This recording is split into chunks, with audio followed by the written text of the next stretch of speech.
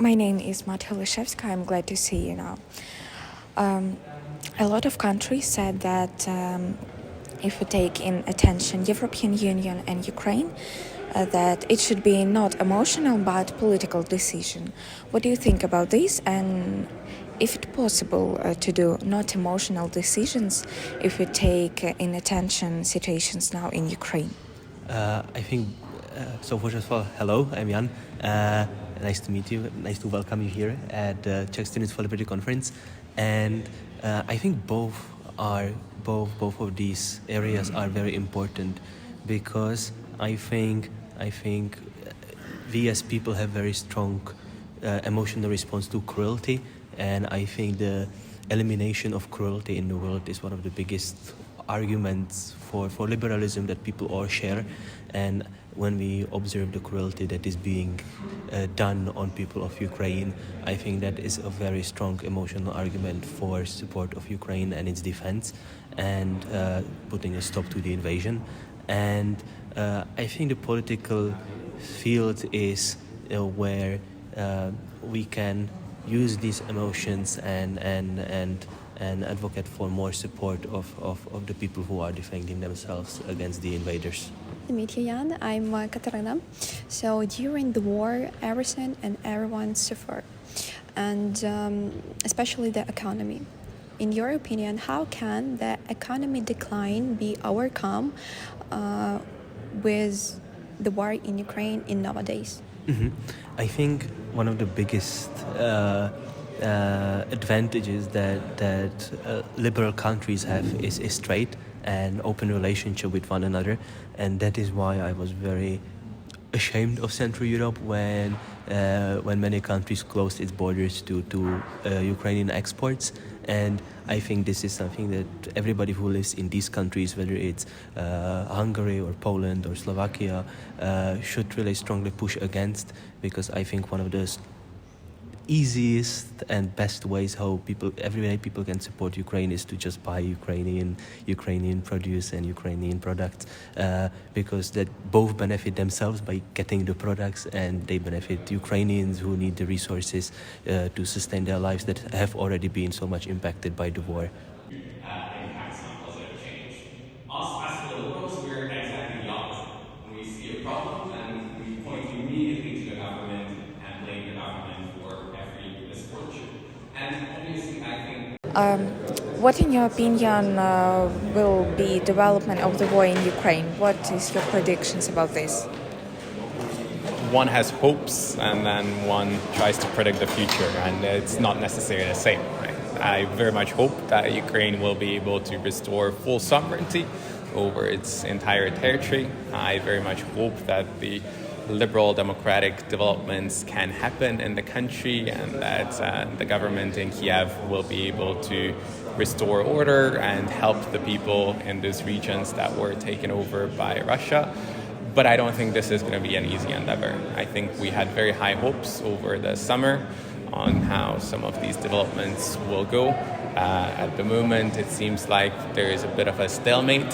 So I very much hope that this is going to change in the near future, and that the Ukrainian government will be able to restore its full sovereignty to the pre-2014 borders. First of all, introduce yourself. My name is Adam Bartha, and I'm the director of Epicenter, which is a network of classical liberal think tanks from all across Europe. I know that you studied at London School of Economics, and the question is: the British approach to work is different ones of European one? So the question is whether the British approach to work is different to the European one. I don't think so in terms of labor market regulations. The UK is kind of in the middle. There are European countries like Denmark where it's extremely easy to hire and fire new people. And there are countries like Belgium and France where it's almost impossible. The UK is kind of in the middle of that. So we are not especially interesting when it comes to labor market regulations and work. And have you ever worked with Ukrainians? Yeah, very much so. And what can you say about their performance? we have had some great contacts in Ukraine who were translating a lot of our books and publications. I know of several organizations from the Bendokisi Institute to SFL's local chapters who have done some amazing work over the years.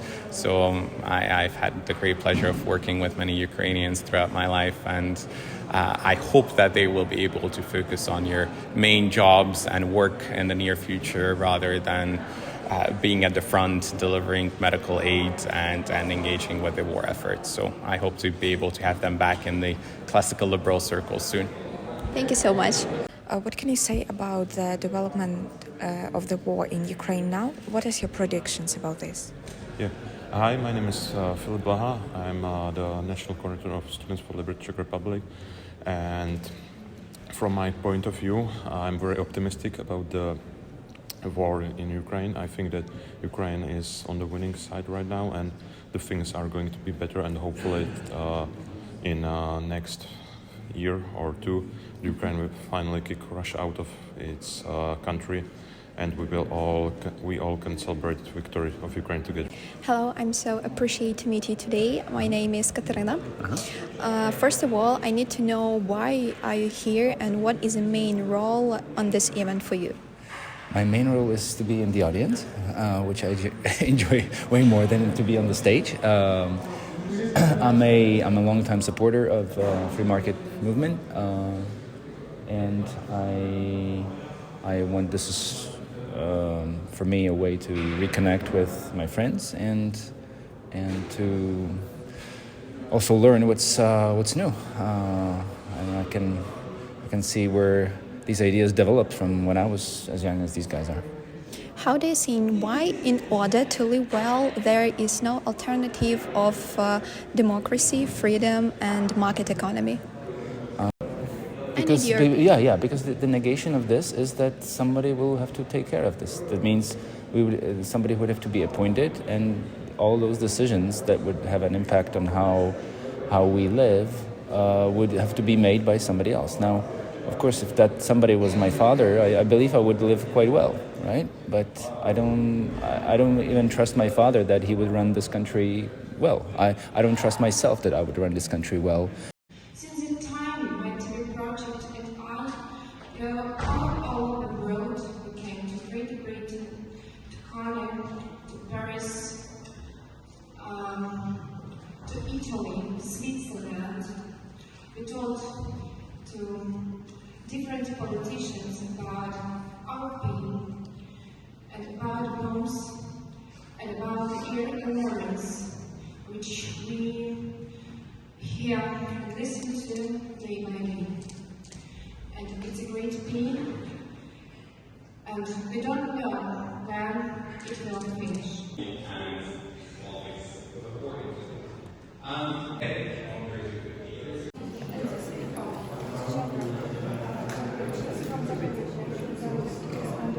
Now, and she came to